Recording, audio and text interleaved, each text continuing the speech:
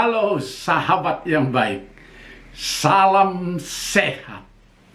Bagi sahabat muslim, selamat menjalankan ibadah puasa di bulan Ramadan yang penuh berkah ini.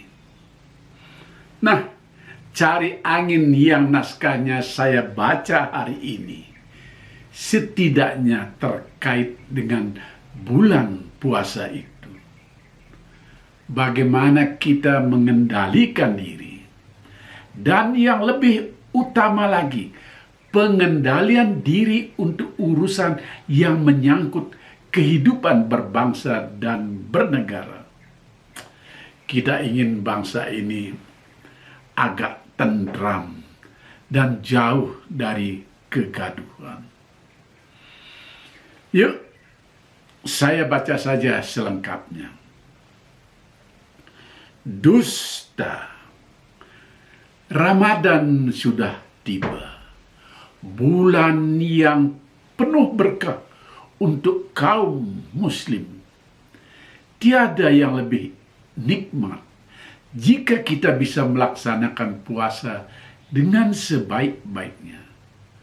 Bukan cuma menahan lapar dan haus, tapi jauh lebih luas menahan hawa nafsu.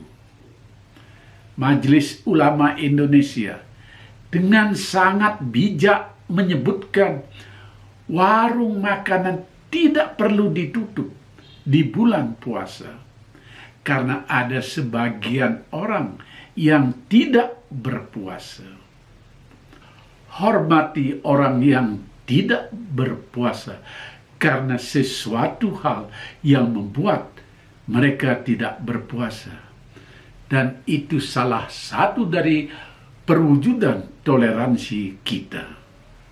Puasa dikenal di semua agama, mengajarkan tentang pengendalian diri. Kalau pengendalian diri sudah bisa kita lakukan dengan baik, itulah pertanda puasa kita berhasil. Termasuk pengendalian diri dari berdusta, perbuatan jahat yang harus kita redam. Ada petuah dari para terdahulu kita yang menyebutkan jika seseorang berpuasa tapi melakukan dusta, maka puasanya adalah percuma. Dan orang itu hanya mendapatkan lapar dan haus belaka. Dusta tentu perbuatan yang tidak baik. Di bulan Ramadan ataupun bulan lain, berdusta harus kita hindari. Belakangan ini kita dipertontonkan oleh pernyataan yang mengumbar dusta. Karena pernyataan itu tidak disertai bukti yang mendukung kebenarannya. Yang memprihatinkan, semuanya itu menyangkut masyarakat luas, urusan bangsa dan negara. Betapa kacaunya jika kebohongan itu tidak segera dijernihkan sehingga menyesatkan orang. Dan itulah dusta yang paling buruk dari segala macam dusta. Misalnya, Menteri Perdagangan pernah menyatakan akan mengumumkan mafia minyak goreng pada waktu tertentu. Pas waktunya tiba, pengumuman tidak pernah ada. Bahkan kepolisian tidak menyebut adanya mafia. Tidak ada penjelasan apa-apa sehingga pernyataan itu menjadi kebohongan dan itu adalah dusta. Contoh lain, Menteri Koordinator Kemaritiman dan Investasi juga pernah mengatakan bahwa 110 juta pengguna internet menginginkan penundaan pemilu 2024. Namun big data itu tak pernah dibuktikan di saat banyak orang menagihnya. Berbahaya sekali jika dusta itu menyangkut kehidupan berbangsa dan bernegara. Apalagi berkaitan dengan konstitusi. Jangan main-main dengan konstitusi. Pernyataan yang menyesatkan di sekitar penundaan pemilu dan adanya ide Jokowi 3 periode menjadi gaduh di masyarakat. Di tengah-tengah masyarakat kesulitan mendapatkan minyak goreng. Dan kalaupun itu didapat dengan harga yang sangat mahal.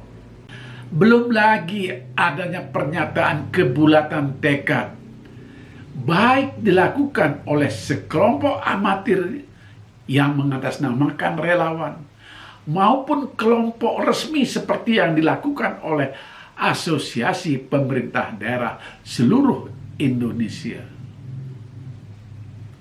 Bagaimana mungkin kalau tidak ada rekayasa, kepala desa yang jauh dari permasalahan politik di pusat tiba-tiba datang ke Jakarta dan siap melakukan kebulatan tekad mendukung Jokowi 3 periode.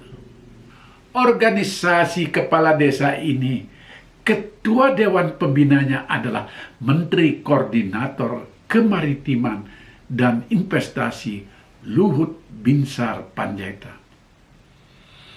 Entah kenapa Menko Kemaritiman yang ditunjuk sebagai ketua dewan pembina. Adapun Menteri Dalam Negeri Tito Karnavian dan Menteri Desa Abdul Halim Iskandar hanya menjadi penasehat. Namun masalahnya ternyata ada skandal. 3 menteri di puncak organisasi Abdesi pimpinan Surtawijaya ini yang mengadakan kebulatan tekad ternyata adalah organisasi yang tidak resmi. Abdesi dengan surat pengesahan Menteri Hukum dan HAM adalah Abdesi dengan Ketua Arifin Abdul Majid. Jelas ada surat pengesahannya dan terdaftar sudah agak lama. Sedangkan Abdesi yang membuat kebulatan tekad itu ternyata baru saja didaftarkan sehari sebelum melakukan hajatan di Jakarta. Itu pun pendaftarannya di Departemen Dalam Negeri. Belum ada pengesahan dari Menteri Hukum dan Hak Asasi Manusia. Dan anehnya, kubu Arifin Abdul Majid yang punya surat pengesahan itu tidak ikut berpolitik, tidak ikut membuat kebulatan tekad. Nah, kita tidak tahu siapa yang berdusta, tapi pasti ada dusta yang serius di sini. Dan itu melibatkan para menteri. Dalam kasus seperti ini, harapan terakhir kita hanyalah pada Presiden Joko Widodo yang menjadi subjek utama dalam kehebohan berbalut dusta ini. Berkali-kali Jokowi bilang taat konstitusi. Bahkan pernah menyebutkan ide memperpanjang jabatannya sebagai menampar mukanya. Kalau ini suatu saat diingkari pula oleh Bapak Jokowi, maka inilah dusta dari seorang presiden yang pernah berhasil membangun negeri ini. Kasihan Bapak Joko Widodo. Seumur-umur beliau akan merasa tertampar oleh pernyataannya sendiri. Mudah-mudahan beliau konsekuen dengan ucapannya,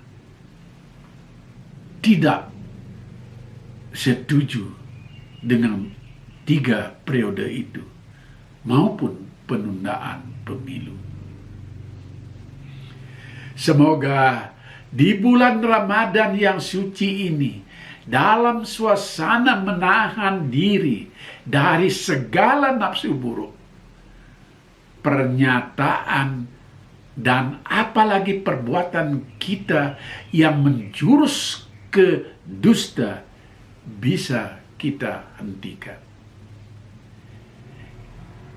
Marilah di bulan suci ini kita tidak lagi membuat gaduh. Selamat menjalankan ibadah puasa. Nah, demikian sahabat yang baik. Saya tidak banyak komen soal ini.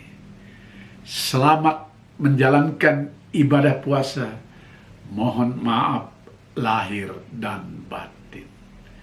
Sampai jumpa.